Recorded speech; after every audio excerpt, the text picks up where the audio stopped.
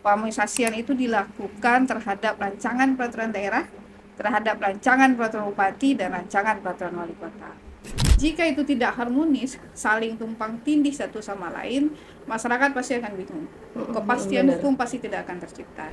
Pembinaan hukum itu ada penyuluh di sana, ada analis hukum juga yang menjadi tonggak besarnya. Kemudian ada analis kebijakan. Masyarakat silakan datang ya ke kantor wilayah jika ada yang ingin dikonsultasikan berkaitan dengan permasalahan hukum, karena kita juga punya penyuluh-penyuluh yang handal untuk itu. Jadi secara bertahap ya kita akan sampai kepada memastikan pos bantuan hukum itu betul-betul kemudian berdampak bagi masyarakat di desa dan kelurahan.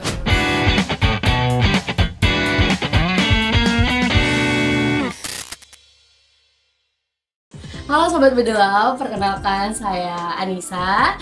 Selamat datang di Celoteh Hukum Kanwil Riau. Nah, pada episode kali ini kita kehadiran bintang tamu yang mungkin Sobat Bedelau belum kenal nih. Jadi di sini kehadiran Ibu Yani Nel Ikhwan selaku Kepala Divisi Peraturan Perundang-undangan dan Pembinaan Hukum di Kantor Wilayah Kementerian Hukum Kanwil Riau. Selamat datang Ibu, selamat pagi. Selamat pagi. Apa kabar nih Ibu? Alhamdulillah sehat, baik. Alhamdulillah. Boleh Bu, sebelumnya perkenalan dulu nih ke Sobat Bedelau. Baik, perkenalkan sobat Sohib Bedelau semua. Saya adalah Kepala Divisi Peraturan Perundang-undangan dan Pembinaan Hukum di Kantor Wilayah Kementerian Hukum Riau. Kalau nama panjang saya tadi sudah disebutkan oleh Ica, Yani Nel Ikhwan, sarjana hukum, magister hukum, biasa dipanggil Bu Nel saya. Waduh, beliau adalah sarjana hukum yang sebentar lagi semoga jadi dokter ya Bu ya. Amin. Amin. Nah, pada kesempatan kali ini kita akan membahas nih Bu tentang divisi peraturan perundang-undangan dan pembinaan hukum. Mungkin Sobat Bedelau banyak yang belum tahu nih, apa sih divisi peraturan perundang-undangan dan pembinaan hukum di Kementerian Hukum Kanwil Riau. Boleh Ibu jelaskan nggak Bu, apa divisi ini, tugas dan fungsinya gitu? Baik, Sobat dan Sohib Bedelau, sebetulnya kalau kita berbicara divisi peraturan perundang-undangan dan pembinaan hukum, itu tugasnya itu dari hulu ke hilir, mulai dari peraturan perundang-undangan sampai menyebarluaskan dan memastikan masyarakat sadar hukum, kemudian mentaati hukum itu sendiri. Dari nama divisinya, Peraturan Perundang-undangan dan Pembinaan Hukum Nasional, ada dua fungsi besar di sana. Pertama, peraturan perundang-undangan itu dalam rangka memastikan seluruh regulasi yang disusun kemudian ditetapkan oleh pemerintah daerah itu harmonis, selaras, dan sesuai dengan ketentuan peraturan perundang-undangan. Jadi ada tusi pengharmonisasian, pembulatan, dan pemantapan konsepsi di divisi yang merupakan amanat dari Undang-Undang 13 2022 yang merupakan perubahan kedua atas Undang-Undang 12 2011. Pengharmonisasian itu dilakukan terhadap rancangan peraturan daerah, terhadap rancangan peraturan bupati, dan rancangan peraturan wali kota. Kita bisa bayangkan, teman-teman bisa bayangkan, kita itu punya banyak peraturan perundang-undangan di seluruh Indonesia. Itu mulai dari level atas ya, peraturan perundang-undangan tingkat pusat, ada undang-undang, ada PP, ada Perpres, ada peraturan menteri. Kemudian di bawahnya itu kita ada perda provinsi, perda kabupaten kota, belum lagi peraturan bupati, peraturan wali kota, peraturan gubernur. Jika itu tidak harmonis, saling tumpang tindih satu sama lain, masyarakat pasti akan bingung. Kepastian hukum pasti tidak akan tercipta. Nah, itulah gunanya pengharmonisasian, pembulatan, dan pemantapan konsepsi yang menjadi salah satu tugas utama di divisi peraturan hukum. Waduh, ternyata berat juga nih ya Bu, tugas dari divisi ini. Jadi ini gimana ya Bu? Berarti kalau misalnya ada peraturan, itu semuanya harus diharmonisasikan gitu ya Bu ya? Ya, dan itu peraturan daerah, peraturan daerah itu ada dua, perda dan perkada. Jadi kalau perda itu ditetapkan bersama ya, kemudian disepakati bersama oleh kepala daerah dan DPRD. Kalau peraturan kepala daerah itu ditetapkan sendiri oleh kepala daerah. Dan ujung tombak dari proses ini adalah perancang peraturan. Jadi saya selalu bilang ya, kalau pekerjaan merancang itu adalah pahlawan sunyi ya, tanpa tanda jasa juga, sama seperti guru ya. Benar. Karena mereka itu merancang, tapi namanya tidak akan pernah muncul ke publik. Karena tentu saja yang muncul itu pasti gubernur, bupati, atau wali kota dan DPRD yang punya kewenangan untuk itu. Namun perancang itu bekerja dalam sunyi, memastikan semuanya harmonis, selaras dan serasi, sehingga azas kepastian hukum dan keadilan hukum itu bisa tercapai. Waduh, berarti segala sesuatu peraturan yang sudah ada di Indonesia ini dimulai oleh perancang ya Bu ya. Dari sebelumnya dipastikan untuk tidak tumpang tindih, untuk memastikan di masyarakat sampai begitu ya Bu ya. Memastikan di masyarakat itu kualitas regulasinya bagus, sehingga itu betul-betul mendukung seluruh niat baik dan rasa cita dari pemerintah pusat. Dan pemerintah daerah juga punya visi dan misi mensejahterakan masyarakat di daerah, yang tentu salah satu jalannya dengan regulasi. Waduh. Kemudian yang kedua, Ica, selain peraturan perundang-undangan, tusi besarnya adalah pembinaan. Pembinaan hukum itu ada penyuluh di sana, ada analis hukum juga yang menjadi tonggak besarnya. Kemudian ada analis kebijakan. Karena di pembinaan hukum itu selain pembinaan hukum nasional, itu juga ada kajian strategi kebijakan.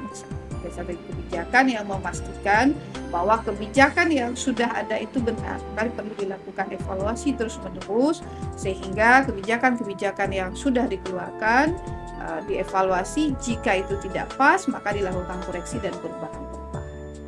Nah, untuk pembinaan hukum di bidang penyuluhan, kemudian juga di bidang desa sadar hukum, kemudian juga pos bantuan hukum. Kemarin terakhir kita ini ya, alhamdulillah ya, peresmian Pak Menteri Hukum berkenan berkunjung ke Provinsi Riau, meresmikan pos bantuan hukum ada 1862.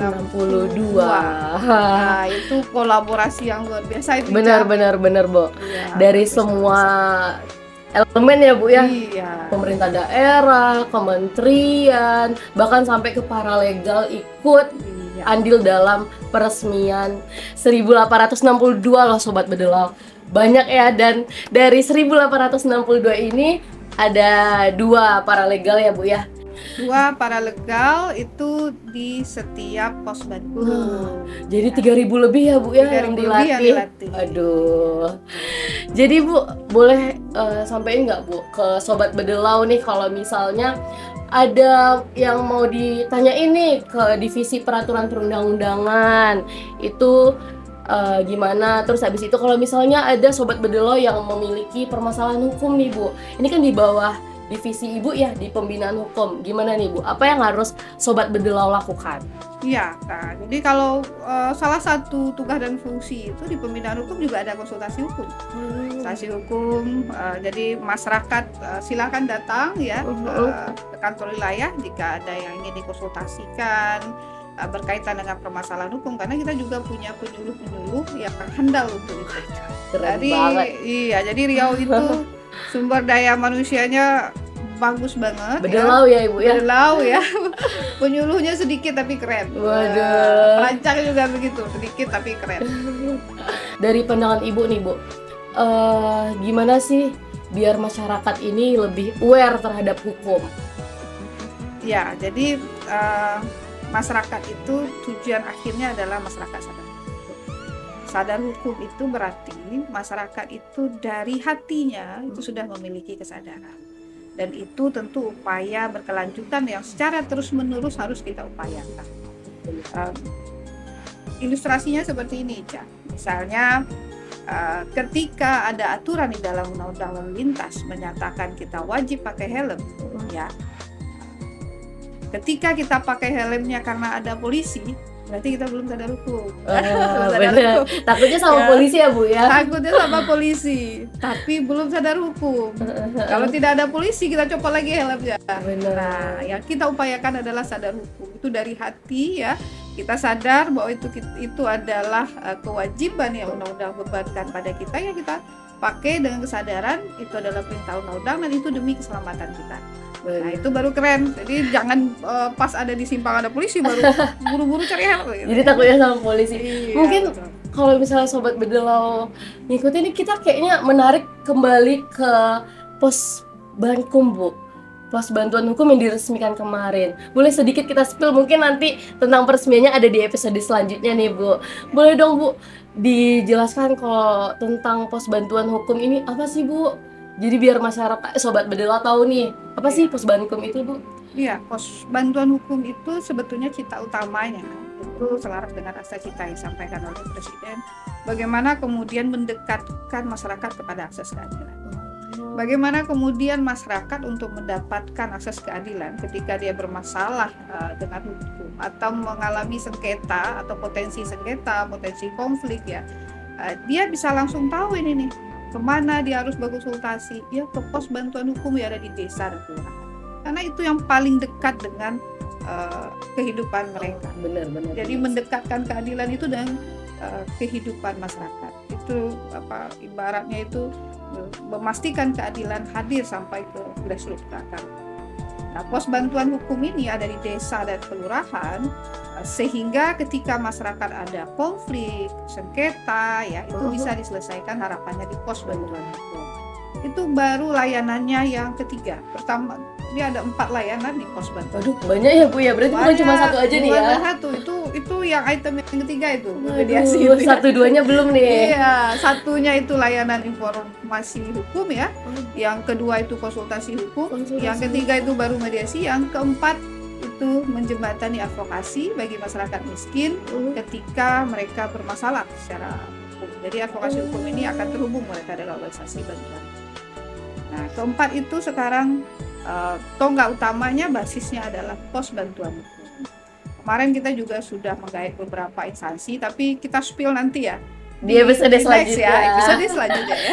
Berarti tadi yang keempat nih, Bu, berarti bagi masyarakat yang kurang mampu itu ada bantuan ya, Bu ya? Oh iya. Kalau misalnya nih Sobat Bedelau memiliki masalah nih, tapi mereka ya kita sama-sama tahu lah ya, Bu, untuk menyewa advokat itu kan membutuhkan biaya yang besar.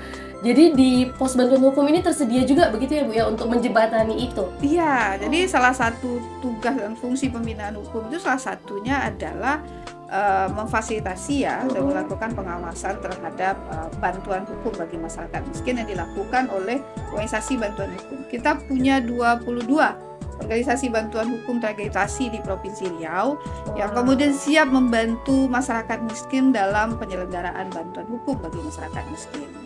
Jadi masyarakat secara bebas biaya karena itu sudah dibiayai oleh APBN. Waduh, semua yang tersalurkan lewat organisasi bantuan. Berarti mulai dari nanti mereka dari awal sampai nanti putusan pengadilan itu Betul.